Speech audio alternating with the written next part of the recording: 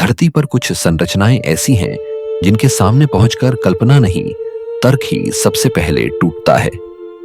इनके निर्माण का समय स्पष्ट नहीं है, इनके निर्माता अज्ञात हैं और इनके पीछे कोई लिखित रिकॉर्ड मौजूद नहीं। फिर भी ये विशाल पत्थरों, सटीक कटाई और असंभव इंजीनियरिंग के साथ आज तक खड़ी हैं। न ये सामान्य मंदिर हैं, न किले, न शहर, बल्कि इतिहास की ऐसी गुत्थियां हैं जिनका जवाब आधुनिक विज्ञान के पास भी पूरा नहीं है। आज हम 15 ऐसी ही वास्तविक और कम जानी संरचनाओं को देखेंगे जो यह साबित करती हैं कि मानव इतिहास जितना दर्ज है उससे कहीं अधिक अनजान है। Number 15, Osirion of Abydos. मिस्र के इतिहास से भी पुराना एक डूबा हुआ रहस्य। मिस्र के एबिडोस क्षेत्र में सेती प्रथम के भव्य मंदिर की छाया में जमीन के नीचे एक ऐसी संरचना मौजूद है जो पूरे प्राचीन मिस्र के इतिहास को असहज कर देती है। इसे ओसिरियन कहा जाता है।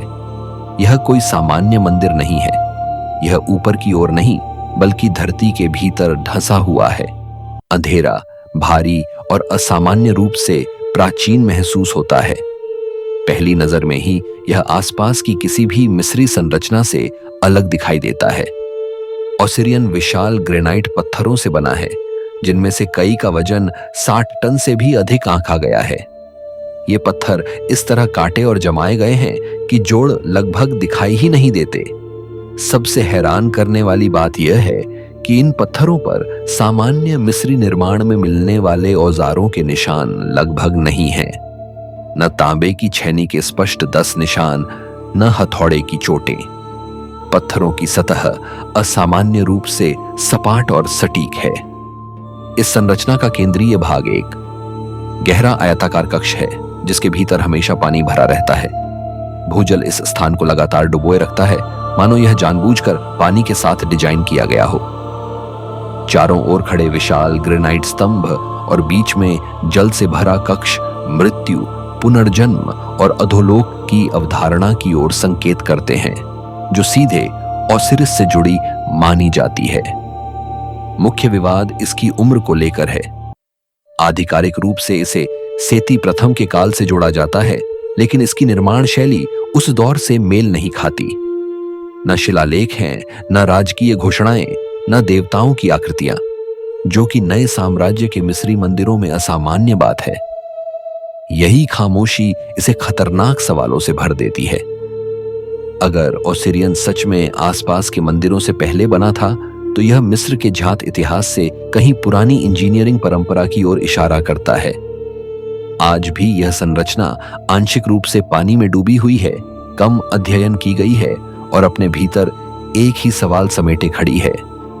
क्या मिस्र का इतिहास जितना हमें बताया गया है उतना ही है?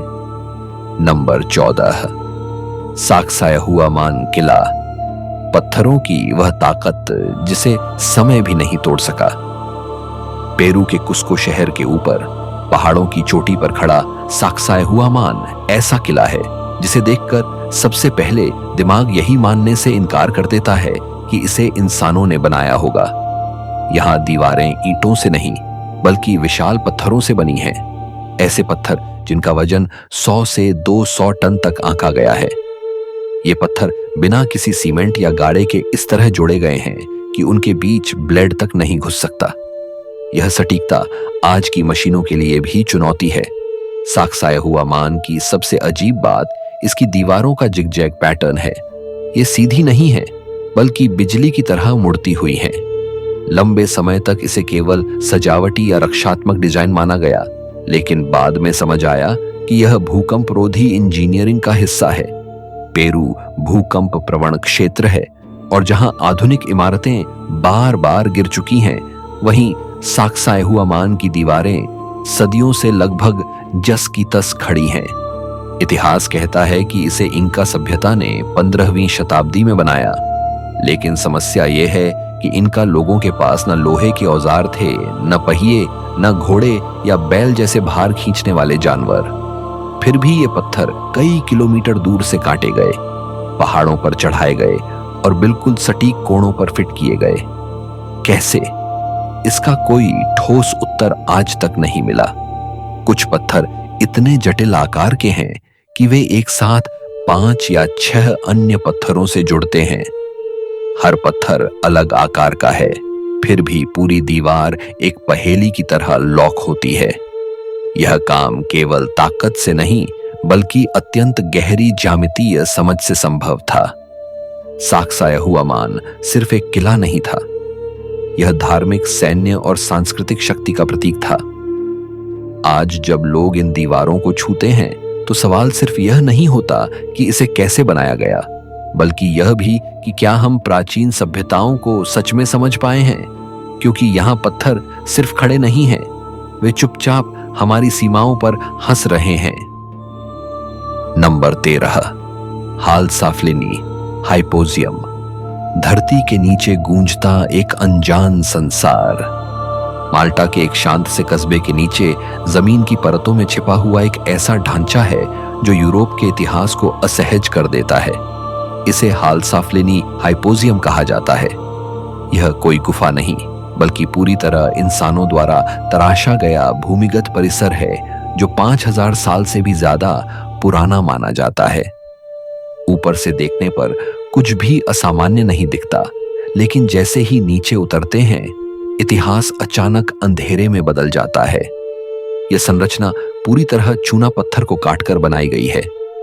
3 स्तरों में फैले कक्ष, घुमावदार गलियारे, गोलाकार कमरे और वेदीनुमा आकृतियां, सब कुछ जमीन के भीतर।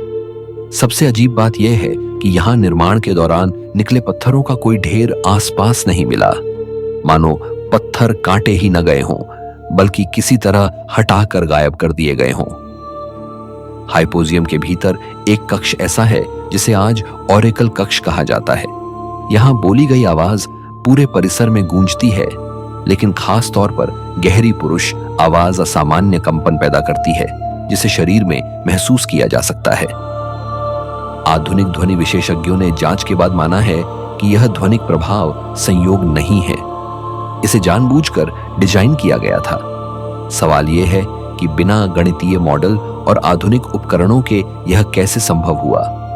यह स्थान सिर्फ एक संरचना नहीं था, यहां हजारों मानव अवशेष मिले हैं। लोगों को भ्रूण जैसी मुद्रा में दफनाया गया था, लाल रंग के चूर्ण के साथ, जो मृत्यु और पुनर्जन्म का संकेत माना जाता है। लेकिन इस सभ्यता का नाम, भाषा और इतिहास सब गायब है। न कोई लिखित प्रमाण, न कोई उत्तराधिकारी। लगभग 2500 ईसा पूर्व यह सभ्यता अचानक समाप्त हो गई। क्यों और कैसे, कोई नहीं जानता। हाइपोजियम आज भी जमीन के नीचे खामोशी से मौजूद है, जैसे कोई बंद दरवाजा जिसके पीछे का सच इंसानी समझ से अभी भी बाहर है। Number 12, Gobekli तेपे। सभ्यता से पहले खड़ा किया गया असंभव मंदिर। तुर्की के दक्षिण पूर्वी पहाड़ों में एक ऐसी जगह है जिसने मानव इतिहास की पूरी समय रेखा को हिला दिया। इसका नाम है गोबेकली तेपे। यह कोई शहर नहीं है, न किला, न कब्रगाह। यह एक ऐसा विशाल पत्थर परिसर है जिसे उस समय बनाया गया जब इंसान के बारे में माना जाता है कि वह अभी स्थायी जीवन जीना भी नहीं जानता था। रेडियो कार्बन डेटिंग के अनुसार इसकी उम्र लगभग 11,600 साल है, यानी खेती, पहिए और धातु के औजारों से भी पहले की। यहां विशाल टी आकार के खंभे खड़े हैं, जिनमें से कई का वजन 10 से 20 टन तक है। इन खंभों पर उकेरे गए जानवर, सांप, लोमड़ी, शेर, गिद्ध सिर्फ सजावट नहीं लगते, बल्कि किसी गहरे प्रतीकवाद की ओर इशारा करते हैं। सबसे चौंकाने वाली बात यह है कि पूरे स्थल पर रहने के कोई संकेत नहीं है। न आग के चूल्हे, न घरेलू कचरा, न स्थायी घर। इसका मतलब साफ है, यह जगह रहने के लिए नहीं बनाई गई थी। तो फिर सवाल उठता है, इसे क्यों बनाया गया और किसने? उस दौर के शिकारी संग्रहकर्ता समाज से इतनी विशाल योजना, संगठन और श्रम की उम्मीद नहीं की जाती। फिर भी यहां सटीक कटाई, संतुलित स्थापत्य और योजनाबद्ध वृत्ताकार संरचनाएं मौजूद हैं। यह सब बिना धातु के औजारों के किया गया, केवल पत्थर और श्रम के सहारे। और रहस्य यहीं खत्म नहीं होता।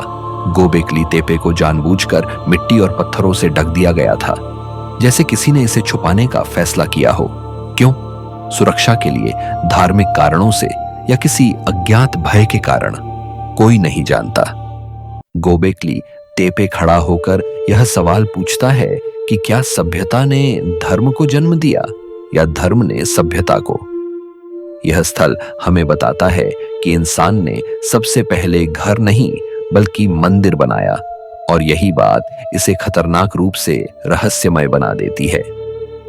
नंबर 11, नुरागे ऑफ सार्डिनिया, बिना नाम की सभ्यता के पत्थर प्रहरी। इटली के सार्डिनिया द्वीप पर फैली हजारों अजीब पत्थर संरचनाएं पहली नजर में साधारण मीनारें लगती हैं, लेकिन जैसे ही उनकी संख्या, आकार और जटिलता समझ में आती है, मामला असहज हो जाता है। इन्हें नूरागे कहा जाता है। पूरे द्वीप पर 7000 से ज्यादा नूरागे बिखरे हुए हैं और दुनिया में इन जैसा कुछ और कहीं नहीं मिलता। ये संरचनाएं विशाल पत्थरों को बिना किसी गाड़े के जोड़कर बनाई गई हैं। कुछ नूरागे 20 मीटर तक ऊंचे हैं और अंदर से कई स्तरों में बटे हुए हैं। संकरे घुमावदार रास्ते, सीढ़ियां, आंतरिक कक्ष और गुंबदनुमा छतें, सब कुछ पत्थर से तराशा गया। यह काम केवल ताकत से नहीं बल्कि गहरी स्थापत्य समझ से किया गया लगता है। इन नूरागे को बनाने वाली सभ्यता को आज हम नूराजिक सभ्यता कहते हैं, लेकिन सच यह है कि हमें उनका असली नाम तक नहीं पता। उन्होंने कोई लिखित भाषा नहीं छोड़ी, न कोई इतिहास ग्रंथ, न राजाओं की सूची। सिर्फ पत्थर छोड़े, हजारों की संख्या में। ये लोग लगभग 1800 ईसा पूर्व से लेकर रोमन काल तक सार्डिनिया में रहे, लेकिन इस दौरान उन्होंने शहरों की जगह मीनारें बनाना जारी रखा। सबसे बड़ा सवाल यही है कि नूरागे का उद्देश्य क्या था? क्या ये किले थे, पूजा स्थल, निगरानी टावर, या फिर सत्ता और पहचान का प्रतीक? कुछ नूरागे रणनीतिक पहाड़ियों पर बने हैं तो कुछ खुले मैदानों में। कई के आसपास गांवों के अवशेष मिले हैं, जिससे लगता है कि ये सामुदायिक जीवन का केंद्र रहे होंगे। लेकिन कोई एक उत्तर हर नूरागे पर लागू नहीं होता। रोमन साम्राज्य के आने के बाद यह सभ्यता धीरे धीरे गायब हो गई, लेकिन उनके पत्थर आज भी खड़े हैं। नूरागे इसलिए डराते हैं क्योंकि वे हमें यह याद दिलाते हैं कि एक पूरी संस्कृति बिना नाम और बिना आवाज के इतिहास में गुम हो सकती है और फिर भी अपने निशान पत्थरों में छोड़ सकती है।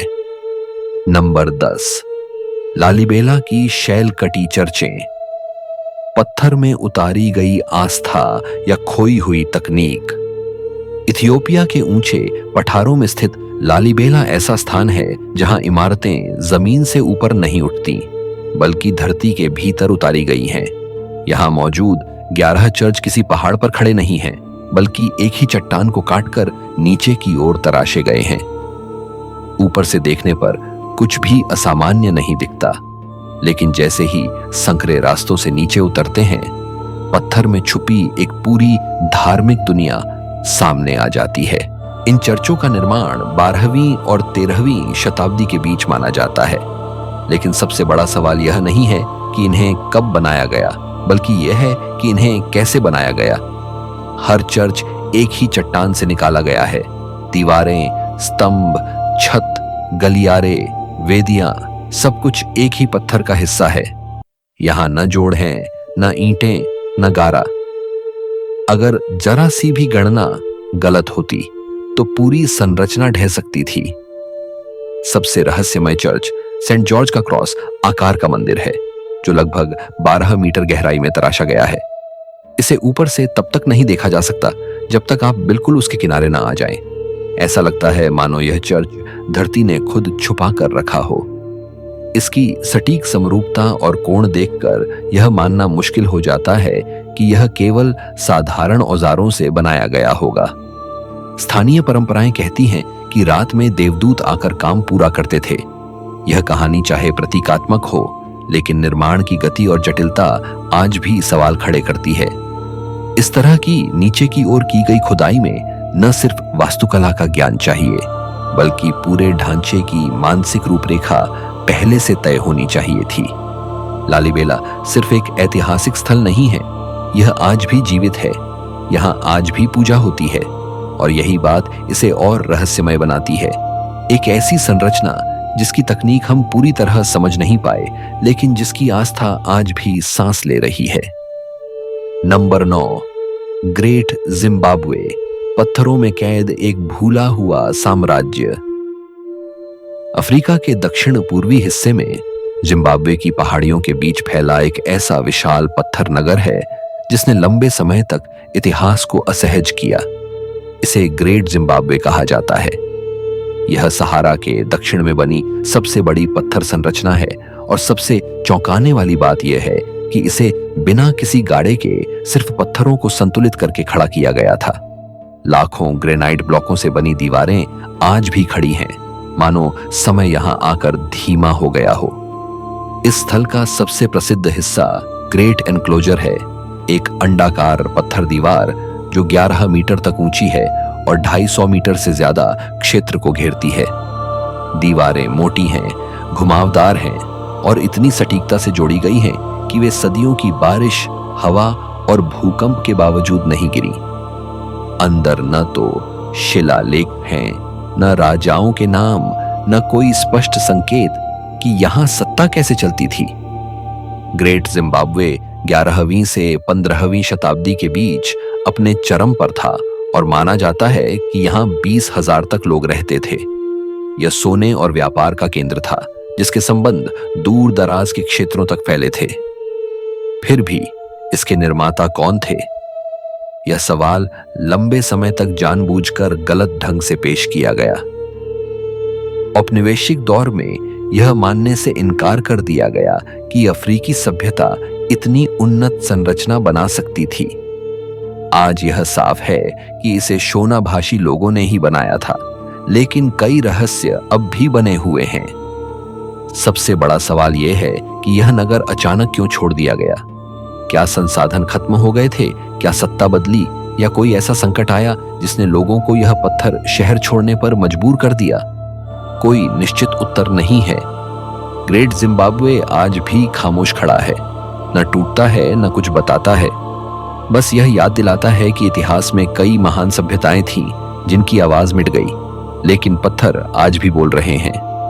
नंबर 8, कोरल कैसल, एक आदमी और असंभव पत्थरों की पहेली।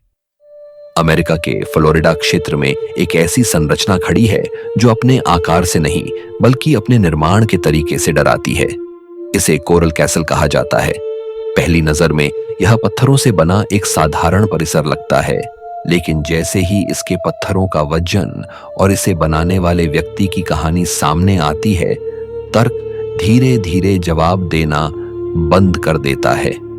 इस पूरे ढांचे को केवल एक इंसान ने बनाया था, एडवर्ड लीड्स काल्निन। वह न तो इंजीनियर था, न वास्तुकार, न ही किसी राज्य या संगठन का समर्थन उसके पास था। वह कद में छोटा और शरीर से बेहद दुबला था। इसके बावजूद उसने कई टन वजन वाले पत्थरों को काटा, उठाया और इस तरह जमाया कि आज भी वैज्ञानिक इसे पूरी तरह समझ नहीं पाए हैं। सबसे चौंकाने वाली बात यह है कि उसने यह सारा काम अकेले और ज्यादातर रात के समय किया। कोई भी उसे पत्थर उठाते हुए नहीं देख पाया। पड़ोसियों ने सिर्फ इतना बताया कि रात में अजीब आवाजें आती थीं और सुबह कोई नया पत्थर अपनी जगह पर खड़ा मिल जाता था। इस परिसर का एक दरवाजा ऐसा था जो कई टन वजनी होने के बावजूद उंगली के हल्के से धक्के से घूम जाता था। इतना सटीक संतुलन। लीड्स काल्निन ने कभी खुलकर अपनी तकनीक नहीं बताई।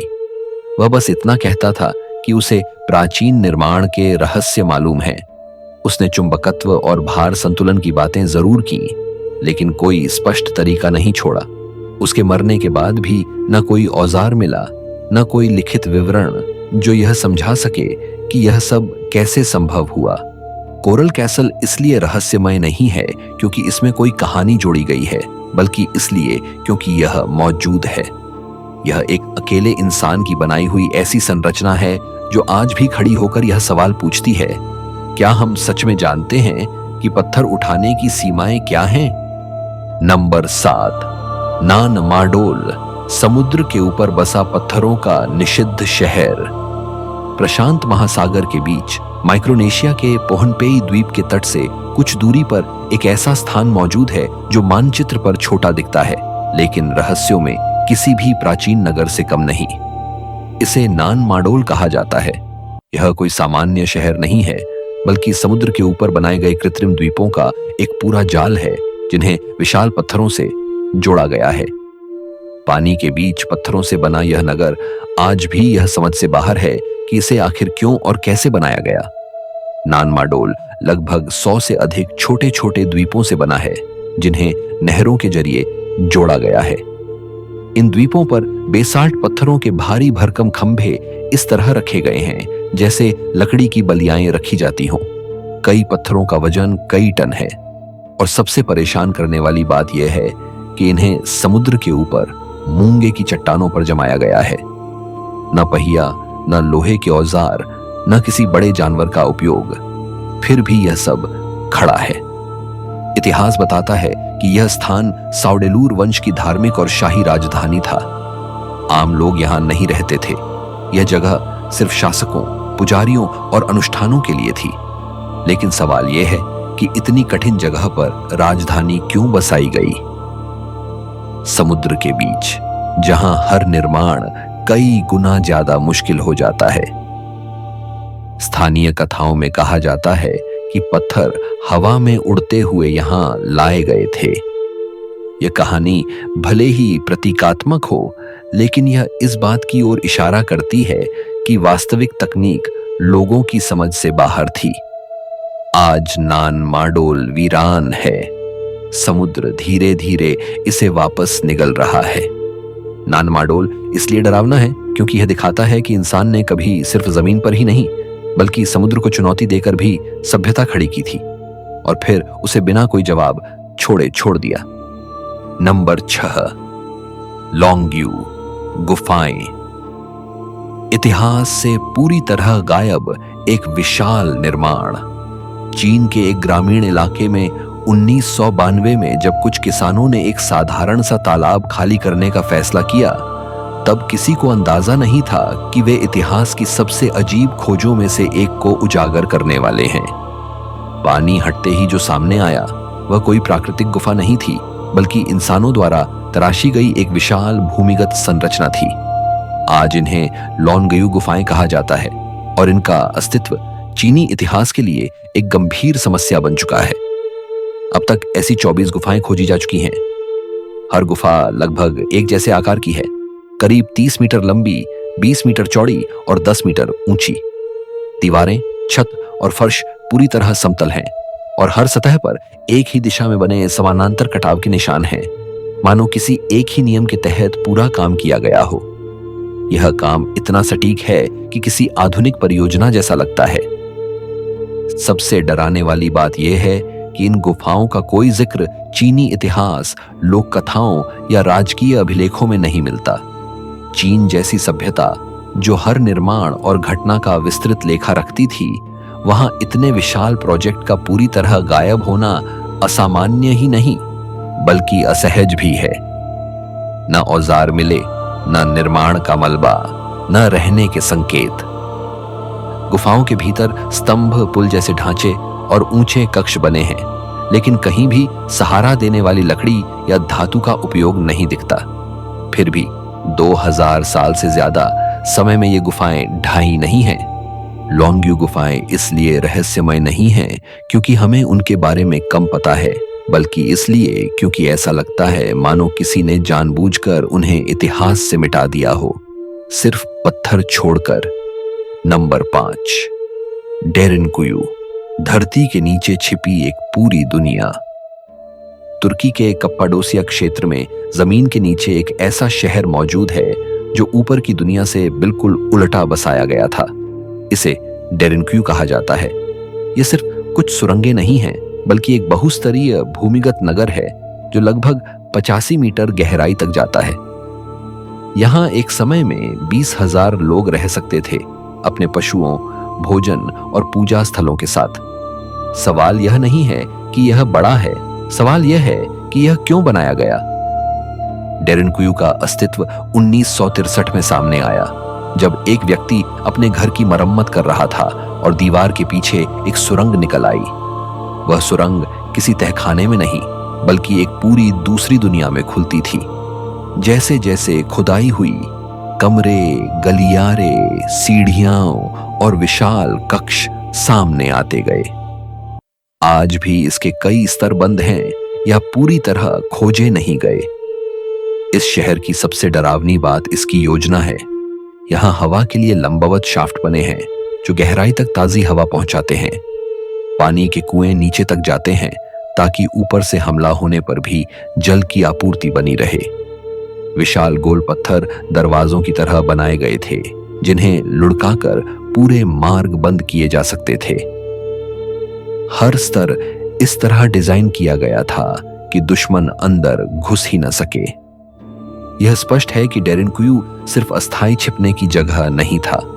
यहाँ रसोई, शराब बनाने के स्थान, गोदाम, स्कूल और धार्मिक कक्ष मौजूद हैं। यानी लोग यहाँ लंबे समय तक रहते थे, लेकिन किस डर से और किससे छिपने के लिए? कुछ विद्वान इसे फ्रिजियन सभ्यता से जोड़ते हैं, कुछ इसे बाद के ईसाई समुदायों का विस्तार मानते हैं।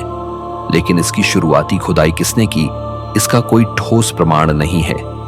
डेरेनकुयू इसलिए रहस्यमय है क्योंकि यह बताता है कि कभी इंसान ने जमीन के नीचे जीने को जमीन के ऊपर जीने से ज्यादा सुरक्षित समझा था, और वह डर आज भी इन सुरंगों में महसूस किया जा सकता है। नंबर 4, महाबलीपुरम के डूबे मंदिर।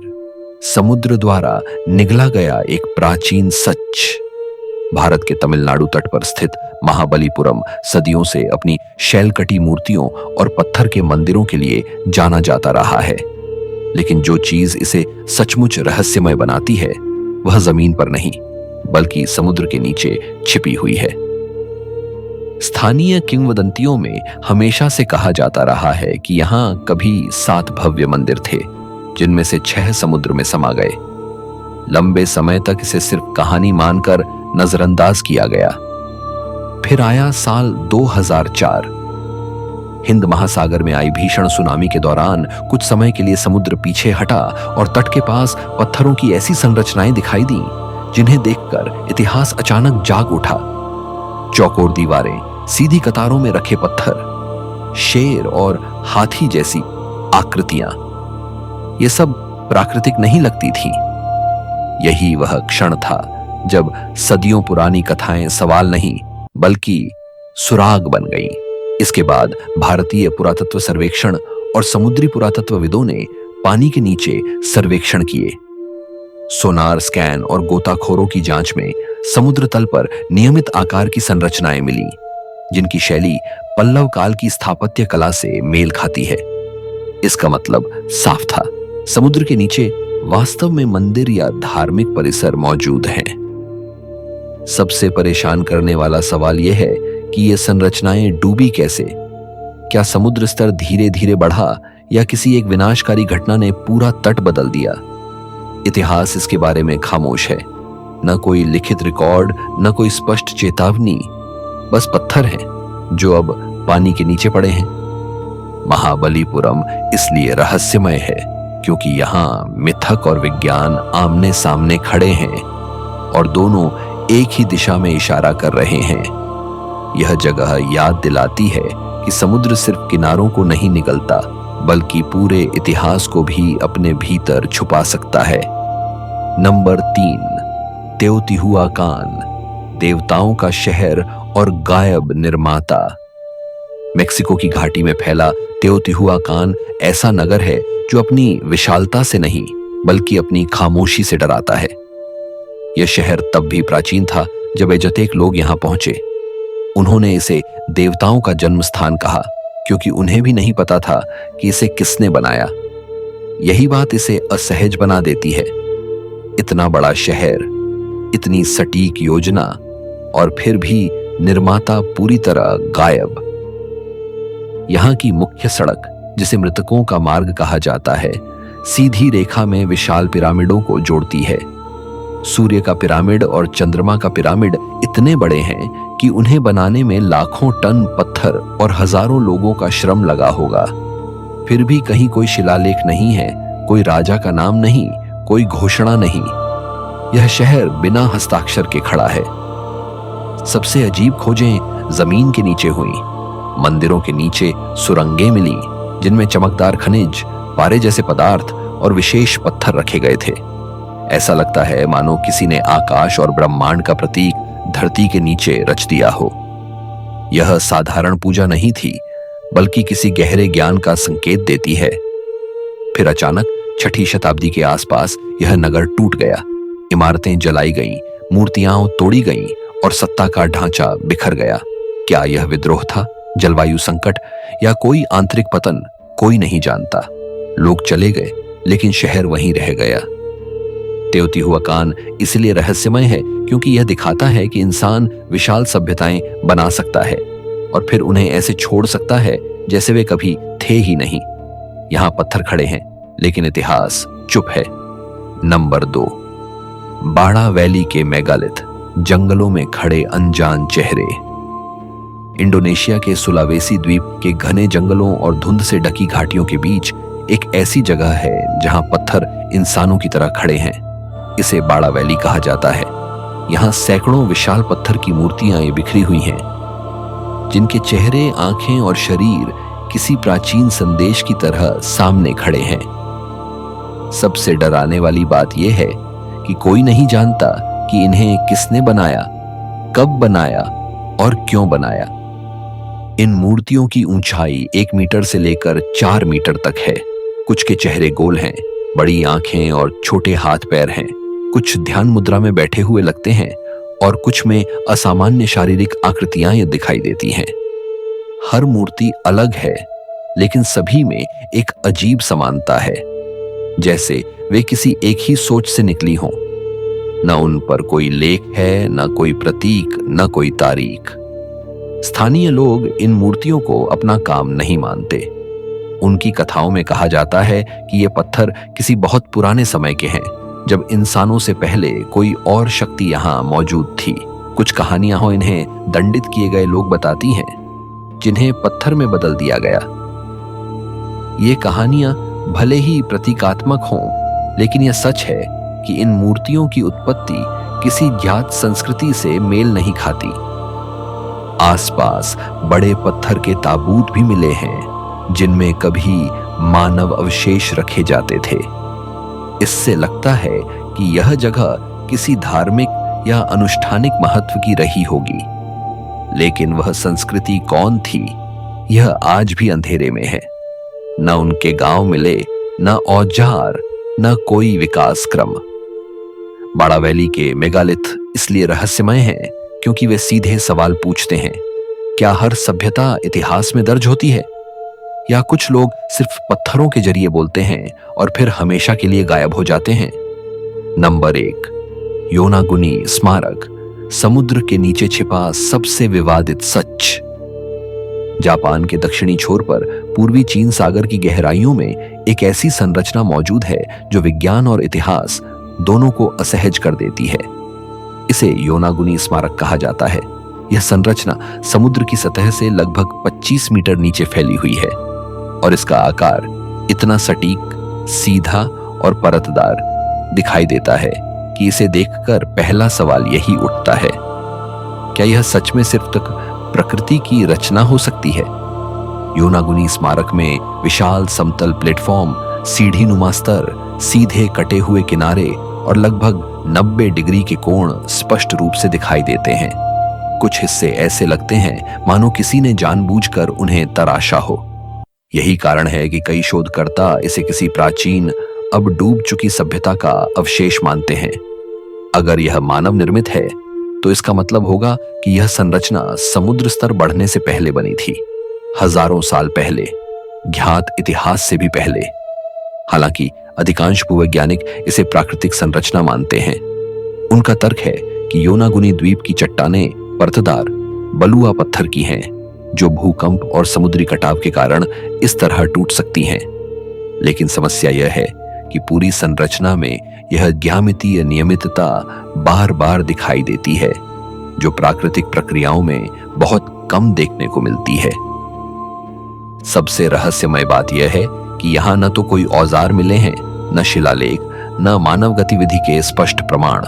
यह स्मारक सबूत और संदेह के बीच लटका हुआ है। न इसे पूरी तरह मानव निर्मित कहा जा सकता है, न ही पूरी तरह प्राकृतिक। योनागुनी इसलिए खतरनाक रूप से रहस्यमय है क्योंकि यह हमें मजबूर करता है अपनी निश्चित धारणाओं पर शक करने के लिए। यह संरचना आज भी समुद्र के नीचे खामोशी से पड़ी है और हर गोताखोर, हर वैज्ञानिक से एक ही सवाल पूछती है, क्या इतिहास का सबसे पुराना अध्याय अब भी पानी के नीचे छिपा है? आज के वीडियो में इतना ही। धरती पर फैली ये संरचनाएं हमें यह याद दिलाती हैं कि इतिहास सिर्फ वही नहीं है जो किताबों में लिखा गया है। कई सभ्यताएं आईं, बनाई और बिना कोई नाम छोड़े गायब हो गईं। उनके जवाब आज भी पत्थरों, जमीन और समुद्र की गहराइयों में छिपे हैं। शायद आने वाला समय इन रहस्यों से पर्दा उठाए, या शायद ये सवाल हमेशा ऐसे ही बने रहें।